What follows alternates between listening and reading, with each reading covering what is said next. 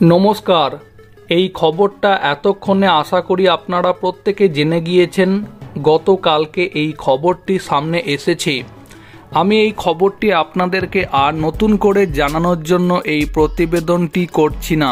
তবে ঘটনা হচ্ছে, গতকাল যে খবরটি সামনে এসেছে, অসম রাজ্যের তৃণমূলের রাজ্য সভাপতি রিপুন বোরা তৃণমূল ছাড়লেন।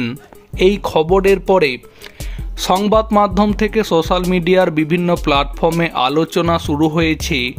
এর জন্য পশ্চিমবঙ্গে তৃণমূলের অনেক বড় ক্ষতি হয়ে গেল। আরজি করের ঘটনার জন্য অসম রাজ্যের তৃণমূলের রাজ্য সভাপতি রিপুন বোরা তৃণমূল ছাড়ার জন্য পশ্চিমবঙ্গ তৃণমূলের ধস নামল।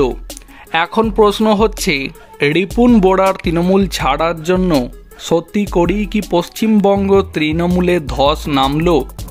এক্ষেত্রে অভিজ্ঞ মহল যেমনটা জানাচ্ছেন বা তাদের যেটা মনে হচ্ছে, যেহেতু সামনেই প্রায় 1.5 বছর পরে পশ্চিমবঙ্গে 2026-এর বিধানসভা ভোট আছে এবং সেই ভোটে এখনও পর্যন্ত যেটুকু জানা যাচ্ছে, পশ্চিমবঙ্গে মুসলিম সম্প্রদায়ের যে প্রায় 30% ভোট আছে, সেই ভোট তৃণমূলের একটা নির্দিষ্ট ভোট ব্যাংক বর্তমানে।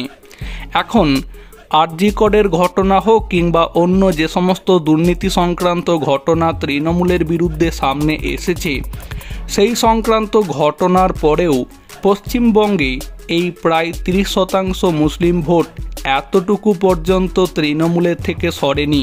তাই সেই 30% ভোট যেমন তৃণমূল 2026-এর পশ্চিমবঙ্গ বিধানসভা ভোটে পাবে, একই সাথে যদি আর মোটামুটি 10 থেকে 15% ভোট তৃণমূল নিজেদের দিকে টানতে পারে, তাহলে তৃণমূলের জন্য সেটা বিশাল বড় জয়। তাই অসম রাজ্যে রিপুন বোরা তৃণমূল ছাড়লেও সেটা পশ্চিমবঙ্গ তৃণমূলের জন্য কোনো বড় ক্ষতি নয় বলেই মনে করছেন রাজনৈতিক অভিজ্ঞ মহলের একটা বড় অংশ।